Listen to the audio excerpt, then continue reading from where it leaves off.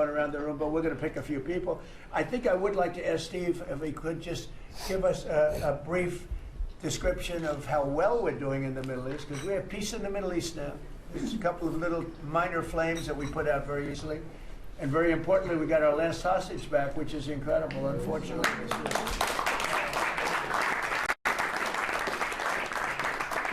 Here's something that nobody said could be done. And I will tell you, Hamas was a big factor in getting all of the hostages back. We were not happy with them, and they had to bring them back, and they found the dead hostages, the bodies of hostages. And those parents wanted their sons back, I think in all cases sons. But they wanted their sons and their family. They wanted their sons back as much as the people that had living hostages that we got them back to. So we got the 20, but remember, we got hundreds back previous to that. But I always said getting those last 20 back is going to be very tough. And we got them back, and we got all of the bodies back also, which to those parents was just as important as getting back the son that was living. Steve, could you give us a little description, please? Well, your policy of peace through strength, that's what delivered that home. Without that pressure, it never happens. We are in the second phase now.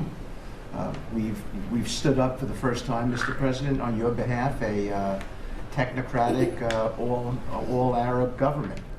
We've got the terrorists out of there, and they're going to demilitarize. They will, because they have no choice. So we expect that. Pardon me? And now we want to get Hamas no guns, right? Right, they're going to give it up. They're going to give up the AK-47s. There's a good chance they're going to get there. A lot of people said they'll never disarm. Looks like they're going to disarm. And they did help us with those bodies, getting them back. Look, and that family is so grateful to you. They called, I spoke to them, Jared spoke to them. You know, it's an amazing story. He broke his shoulder, but he went out there because he didn't want his friends to fight alone. He would be alive today but for that. He had no reason to go out with a broken shoulder, and he went out and fought them courageously. And died. And died. That's right. It's a great story, and the parents are great. They were the only ones who didn't, you know, they came back pretty rapidly, actually, considering we had get some back initially with the initial group. After that, we had to get a lot. That's a tough job. That's a nasty job, too. Who would want that one? That's a nasty job. And between Israel and Hamas working together, if you can believe it, they got them back. And we got the last one back yesterday, and the parents are so happy. It's amazing, actually, how we sent a message to the parents on your behalf, as you suggested, and they were so grateful. Yeah, I guess grateful to me is a much better word, because it's hard to be happy, but they were actually. I mean, they couldn't believe that they had their baby boy. The mother said, my baby boy back. It's a very terrible thing. Steve, Russia, Ukraine, we've making a lot of progress. Could you explain that?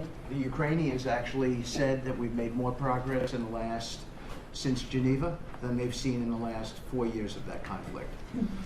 So we had 5 Russian generals last Sunday in Abu Dhabi with Jared and Dan Driscoll, and we think we made a lot of progress. The talks will continue in about a week, but lots of good things happening between the counterparties discussing the land deal. They're talking together. We have a security protocol agreement that's largely finished, a prosperity agreement that's largely finished, and I think the people of Ukraine are now hopeful and expectant that we're going to deliver a peace deal sometime soon.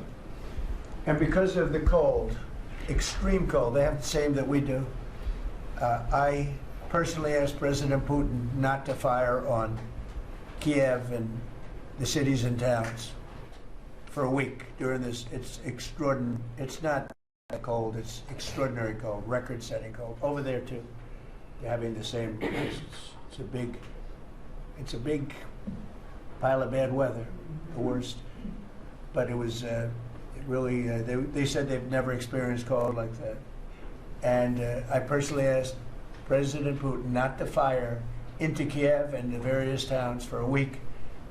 And he agreed to do that, and I have to tell you, it was very nice. A lot of people said, don't waste the call, you're not going to get that, and he did it, and we're very happy that they did it. That's correct. Because on top of everything else, that's not what they need, is missiles coming into their towns and cities. So I just thought I should say it. I thought it was a very good thing, and Ukraine was almost, they didn't believe it, but they were very happy about it because they are struggling badly. I They're think struggling. it shows, Mr. President, how you provide an overarching sort of presence in these negotiations.